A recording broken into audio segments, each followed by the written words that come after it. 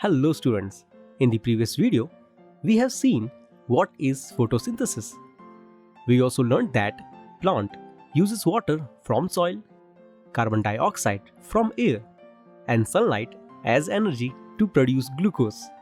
We asked you that if plants uses hydrogen ion generated in first step of photosynthesis to produce ATP, which is also the energy molecule, then why do plants produce glucose? So let's answer this, and we will also see how various factors affect the rate of photosynthesis in the later part of the video. But let's first see why do plants need to produce glucose, as the glucose molecule is a molecule that provides energy. Students, the main reason to convert energy of ATP molecule to energy of glucose molecule is to store energy for later consumption. As we know that ATP is an unstable molecule and cannot be stored. And this is why ATP is converted to glucose to facilitate storage as glucose, which is very stable. Students, we know that during the night time, the rate of photosynthesis is minimum as there is no sunlight during the night. But plants require energy during night also. This required energy is provided by the stored glucose. So now students, we have carbon dioxide, water and ATP in chloroplast. Now this ATP is used to convert carbon dioxide and water molecule to glucose molecule, and then they are transported to the rest of the parts. Now let's see some factors affecting the photosynthesis process. Students, the photosynthesis process depends on several factors such as light intensity. Increased light intensity results in higher rate of photosynthesis. On the other hand, low light intensity results in lower rate of photosynthesis. Second, the concentration of carbon dioxide. Students, the photosynthesis process is affected by the concentration of carbon dioxide also. A higher concentration of carbon dioxide helps in increasing the rate of photosynthesis. Usually, carbon dioxide in the range of 300 to 400 parts per million is adequate for photosynthesis.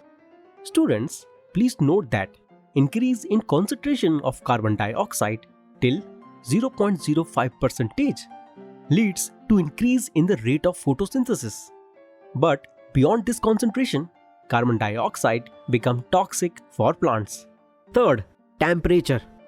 For efficient execution of photosynthesis, it is important to have a temperature range between 25 to 35 degrees Celsius.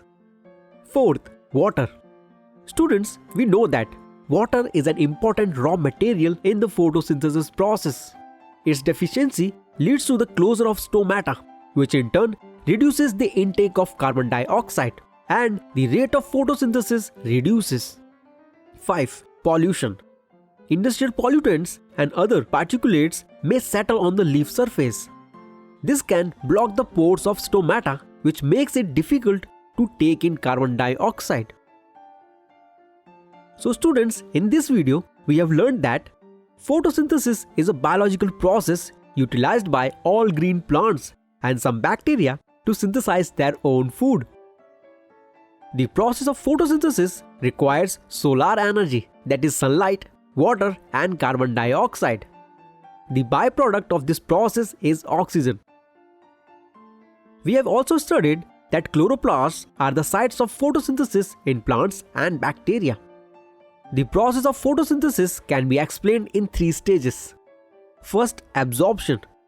The chlorophyll present in leaves trap the light coming from the sun, carbon dioxide from air, and water from roots. Second, conversion. The absorbed light energy gets converted into chemical energy, and water absorbed will split into hydrogen and oxygen molecules. Third, reduction. At last, carbon dioxide gets reduced, that is, hydrogen molecules combined with carbon to form carbohydrates, or we can say glucose. In our next video, we will perform some activities related to photosynthesis process.